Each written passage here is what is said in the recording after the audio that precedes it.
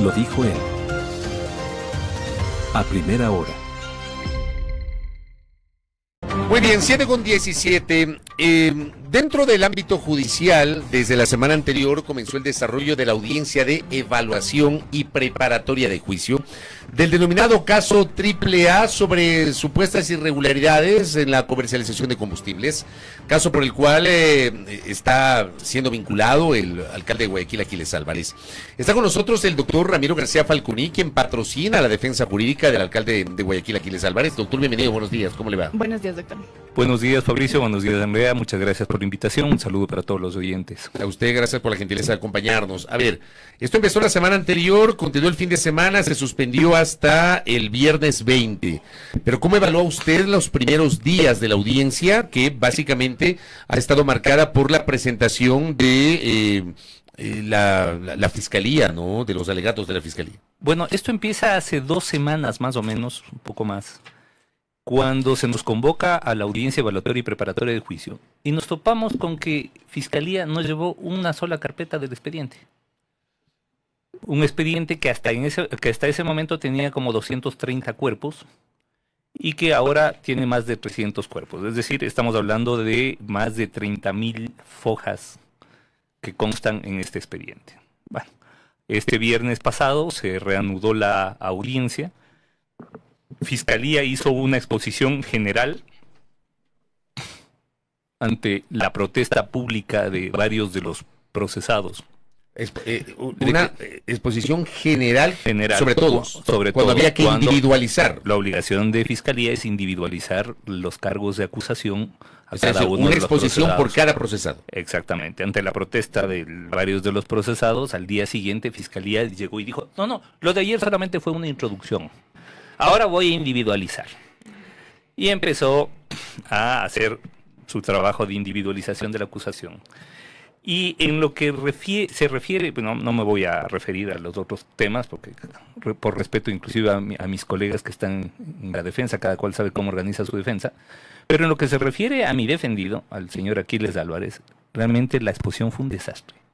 Y lo digo porque ya terminó. O sea, ahorita ya estamos en otros procesados, es decir, ya él ya no puede referirse más a mi defendido. Y digo que fue un desastre porque a través de una narrativa de cifras se está queriendo construir un proceso, una acusación, sobre un delito que tiene varios verbos rectores claramente establecidos. Es más, le digo como anécdota, cuando hizo la exposición respecto de mi defendido, yo le pedí al señor juez que, por favor, se requiera al señor fiscal que delimite cuáles son los verbos rectores. Cuando hablamos de verbos rectores, cada delito, por decirlo de alguna manera para nuestros oyentes que no están muy familiarizados con los términos jurídicos, cada tipo penal, cada delito, tiene un verbo rector que debe cumplirse. Por ejemplo, si yo acuso a alguien de homicidio, el verbo rector es quitar la vida, matar. Si yo acuso a alguien de violación, el verbo rector es penetrar. Si yo acuso de robar, de hurtar o robar, el verbo rector es sustraer, ¿verdad? Cosa ajena. Ok, en este caso, el fiscal ni siquiera tenía claro cuál era el tipo penal por el cual le estaba acusando.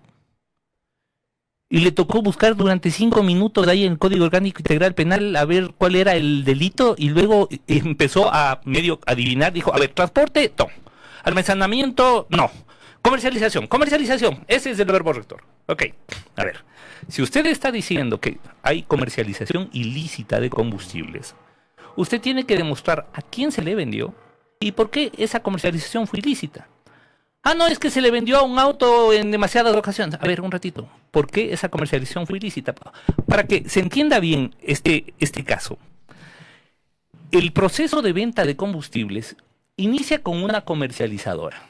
El señor Aquiles Álvarez era representante de 3 comercializadoras. Estas comercializadoras venden el combustible a su vez a distribuidoras. Distribuidoras que entregan a las estaciones de servicio, a las gasolineras, que son las que venden al cliente final. La venta de las comercializadoras a las distribuidoras se las hace bajo un cupo prefijado y previamente autorizado, a través de un procedimiento bancario sumamente riguroso en donde el banco revisa antes de recibir el pago, revisa que lo que se está solicitando está dentro del cupo prefijado y autorizado de cada una de las distribuidoras. Y una vez que se hace el pago al banco, el banco comunica a la comercializadora para que la comercializadora despache el combustible a las distribuidoras. Es decir, es imposible que la comercializadora venda un galón por fuera de lo legalmente autorizado, tanto por la ARS como por Petroecuador. Lo que dice la Fiscalía en este proceso también es que se habría tenido estas empresas que están involucradas y su defendido como representante de alguna de ellas, y estas empresas habrían tenido relación con distribuidores de combustibles que no están apegados a la normativa, que no tienen controles exigidos por la normativa. A ver, no. Primero, no hay distribuidor que no esté dentro de la norma, porque no se puede ser distribuidor si no se tiene la autorización respectiva. Lo que puede haber pasado, y eso es lo que tiene que probar Fiscalía, es que alguna de las gasolineras haya vendido inadecuadamente el combustible a quien no debía. Pero esto, ¿qué responsabilidad tiene la comercializadora de lo que realice la gasolinera que se encuentra en el Pangui Zamora Chinchipe? Es decir, se está tratando de construir, pero además confundiendo acciones con omisiones, confundiendo responsabilidad administrativa con penal, confundiendo una serie de conceptos. A mi defendido, primero se le acusaba por acción. Luego, como vio que el tema no cuela, entonces se le cambió un poco la imputación y ahora es por omisión. Es que no hubo el control adecuado. Es decir, dándole una especie de posición de garante en delito de omisión impropia. Una cosa que no tiene pies ni cabeza. Entonces, claro, no es cuestión simplemente de decir, a ver, ¿cómo es posible que hayan vendido 40,000, por poner una cifra, ¿no? Inventada, 40,000 galones a la gasolinera del Pangui Zamora Chinchipe, si el Pangui es un cantón chiquito? A ver, un momentito. La pregunta es, ¿lo que se le vendió estaba dentro de los cupos o no? Se acabó. Y eso es lo que tiene que la comercializadora cuidar a la hora de hacer la venta del combustible. Que esté dentro de los cupos, que se entregue el combustible con la calidad adecuada, en la cantidad adecuada, autorizada, legalmente permitida, previamente prefijada por la ARS y por Petroecuador, y punto. Eso es todo el tema. Entonces, se está queriendo construir un delito en base de una estructura que en dogmática llamaríamos delito imposible. O sea, no hay posibilidades de que exista delito de parte de comercialización ilícita de combustibles, de parte de la comercializadora a la distribuidora, a menos que se demuestre, que no es el caso y nunca Fiscalía lo ha dicho, que la comercializadora vendió a alguien que no tenía la calidad de distribuidor, por ejemplo. Que eso jamás Fiscalía lo ha dicho. A ver, pero el caso comienza el año pasado, cuando la Fiscalía, al menos esa fue la génesis del caso, sospechaba que el combustible subsidiado había sido desviado a segmentos no autorizados y a zonas fronterizas. ¿Eso se ha comprobado o no? No, en absoluto. No, en absoluto. Pero además, a ver, un ratito. La comercializadora vende a la distribuidora. La distribuidora puede estar en cualquier parte de la geografía del país. Puede estar en zonas cercanas a la frontera también, eso es totalmente lícito. Ahora, que luego la distribuidora o la gasolinera hayan vendido inadecuadamente o no, eso es lo que tiene que demostrar Fiscalía, que hasta ahora tampoco es que lo ha demostrado. O sea, no es que ha demostrado, por ejemplo, que la gasolinera, por dar un ejemplo, de Sucumbíos estaba mandando el diésel subsidiado a Colombia. No, eso se tiene que mostrar. Se tiene que mostrar, si estamos hablando de comercializar, se tiene que demostrar quién vendió, quién compró y en qué circunstancias ilícitas se produjo esta conducta delictiva. Nada de eso ha demostrado Fiscalía. Es decir, solamente en base de un juego de sumas y restas, dice, bueno, como vendieron a una gasolinera que queda cerca de la frontera y ha comprado tal cantidad de decenas de miles de galones, entonces asumimos que hubo comercialización ilícita y ya está, llame con eso a juicio. Entonces no tiene pies ni cabeza. Y en ese caso, doctor, usted nos dice entonces que se lo acusa al alcalde Aquiles Álvarez por omisión de un control adecuado. Eso de un control, pero no de un control de sus empresas, de un control de un control de terceras empresas que no tienen nada que ver con él. Porque, ojo, cuando hablamos de Copedesa o todas estas comercializadoras... Copedesa no es una gasolinera, Copedesa es una comercializadora. Es una comercializadora. Ni siquiera es una distribuidora, ¿o sí? No. Es comercializadora. Comercializadora. Y la comercializadora vende a las distribuidoras. Punto. el señor Aquiles Álvarez era representante legal de 3 comercializadoras que vendían a distribuidoras en diferentes ramos, en el ramo de automóviles y vehículos, en el ramo industrial y en el ramo naviero. Todo con controles, autorizaciones previas otorgadas por la ARCH y por Petroecuador, con todos los papeles en regla, todo. Entonces, no hay claro, la acusación podría haber sido, que si este hubiera sido el caso, que la comercializadora estaba vendiendo a distribuidores no autorizados. Nunca se ha acusado de eso. Que la comercializadora está vendiendo por fuera del cupo. Nunca se ha acusado de eso. Porque además es legal y físicamente imposible vender por fuera del cupo, porque la comercializadora no trata directamente con la distribuidora. La distribuidora, vuelvo y repito, va a través del banco, normalmente el Banco del Pacífico, y un par de bancos más, Banco de Guayaquil, y hace la transacción, y es el banco el que hace la filtración de la transacción. Es decir, yo como distribuidora digo, quiero comprar a la comercializadora Copedesa 5.000 galones de gasolina, diésel, por decirlo algo. Entonces el banco dice, a ver, espérese un ratito, dice, a ver, ¿cuál es el cupo que tiene usted? A ver, usted tiene un cupo de 10.000, entonces está dentro del cupo, perfecto. Haga el pago, hace el pago, y el banco, no la distribuidora, el banco comunica a la comercializadora y le dice, comercializadora, acaban de pagar 5.000 galones de diésel, usted despache. Entonces, es físicamente y legalmente, jurídicamente, imposible que la comercializadora venda un galón por fuera de las autorizaciones. Y además, absolutamente todo bancarizado, porque no es que yo llego con un fajo de billetes a decir, vea, comercializadora, véndame 10.000 galones de diésel. Así no funciona. Todo está bancarizado, todo está registrado y todo, sobre todo, está previamente autorizado por las mismas autoridades que ahora supuestamente señalan que habría comisión de delitos. En ese contexto, entonces, doctor, ¿cómo cree que transcurran en los próximos días en la audiencia preparatoria de evaluación y preparatoria de juicio? Bueno, hasta ahora Fiscalía ha individualizado la acusación contra 6 de los 22 procesados. Todavía no llega el alcalde. Son 10. No, ya pasó, no, claro. Claro, y se demoró 3 horas 50 minutos, pero de repetir lo mismo y lo mismo y lo mismo y lo mismo. Casi nos mata, pero del aburrimiento. Y claro, hasta ahora va con 6, faltan 16. Son 16 personas naturales, 6 personas jurídicas.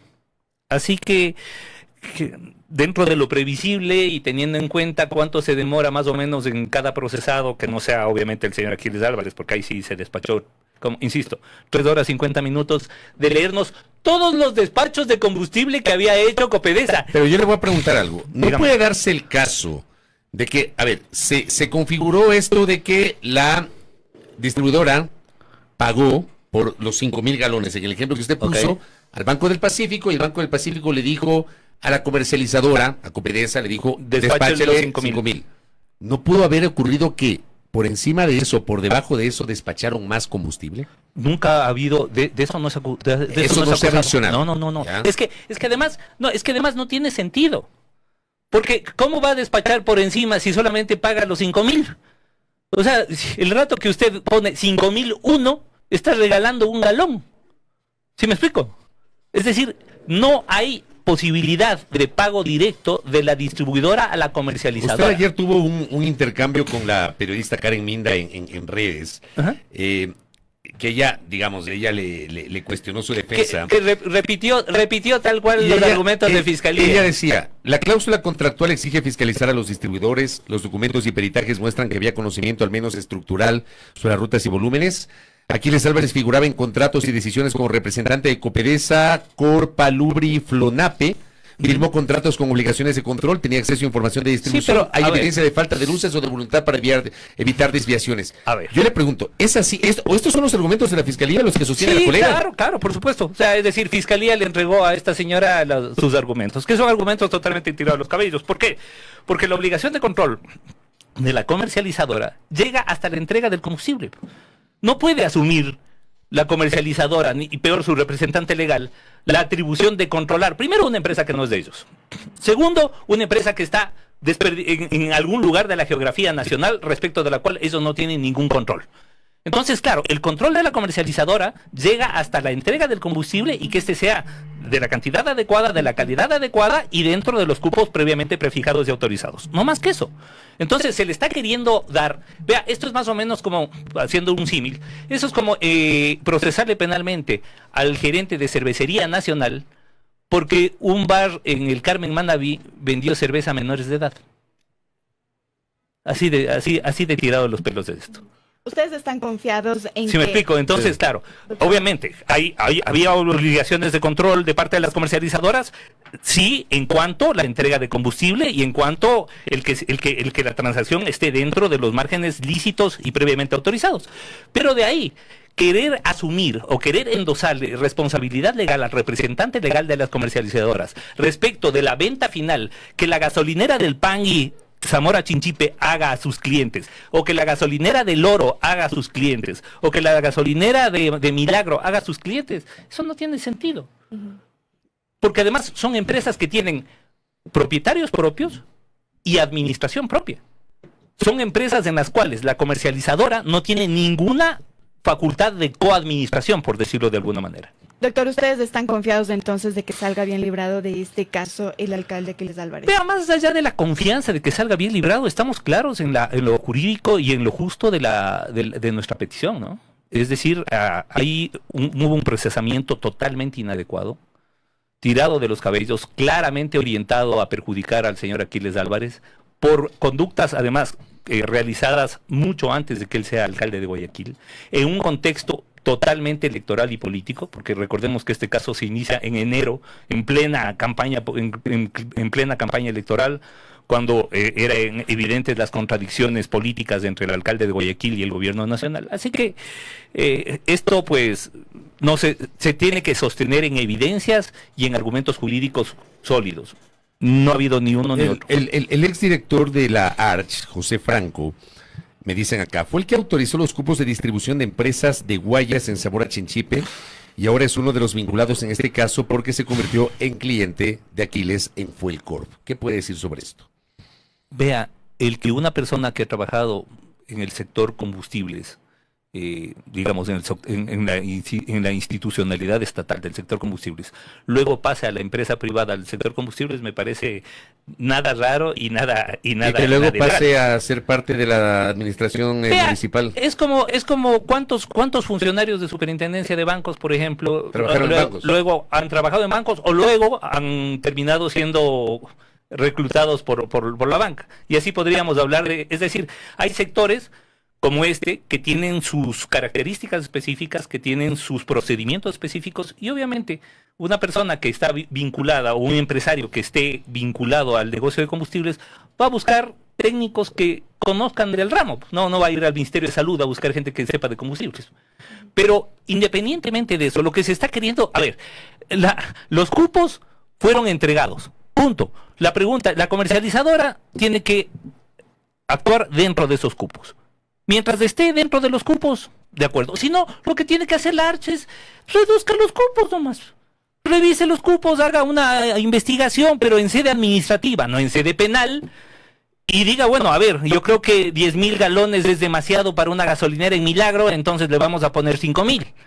Pero claro, es cuestión de... Eso es netamente administrativo. Se está queriendo llevar aspectos de debate netamente de derecho administrativo al derecho penal. Doctor, para ya cerrar con este tema, pero y aprovechar este tiempo cortito que nos queda, preguntarle lo que también el otro frente abierto que tiene el alcalde Aquiles Álvarez, se ha interpuesto una denuncia en su contra en el Tribunal Contencioso Electoral. Esa es peor todavía. Por una supuesta campaña a favor yo también estoy defendiendo en eso, y esa es peor todavía, porque un tuit puesto a las 2:30 de la noche de un día que dice salgamos a la 9 de octubre a darle con todo, lo asumen como endoso electoral e inducir al voto a una candidata a la que ni siquiera se le hace referencia. El alcalde lo que dice es vamos a la 9 de octubre con todo, y este domingo. Y de eso infiere... Pero no dice nada más. Nada más. Dice así, mañana llenen la 9, reviéntenla, así como deben reventar el domingo al que sabemos. Ese es el tweet que pone el alcalde.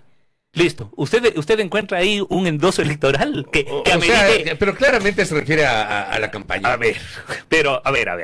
Vamos, todos podemos emitir opiniones y de hecho no están prohibidos los funcionarios de emitir opiniones respecto a sus preferencias electorales. Lo que están prohibidos, por ejemplo, como pasó con el alcalde de Quito, es treparse a una tarima, cogerle a la candidata, levantarle las manos y decir, vea, voten por ella y todos vamos, eso es otra cosa. Pero poner un tuit donde dicen, bueno, vamos a darle duro al que sabemos y vamos a la 9 de octubre el domingo con todo. De eso, querer construir un caso contencioso electoral. O sea, eso sí es tirado de los pocos pelos, por decirlo de alguna manera. Doctor, gracias por el tiempo y por la gentileza. No, Gracias, usted, doctor. muy amable. Sobre la situación del alcalde de Guayaquil, Aquiles Álvarez, ha estado con nosotros el jurista Ramiro García Falduní, quien patrocina la defensa del burgomaestre. Primera plana. Todas las noticias, todas las voces.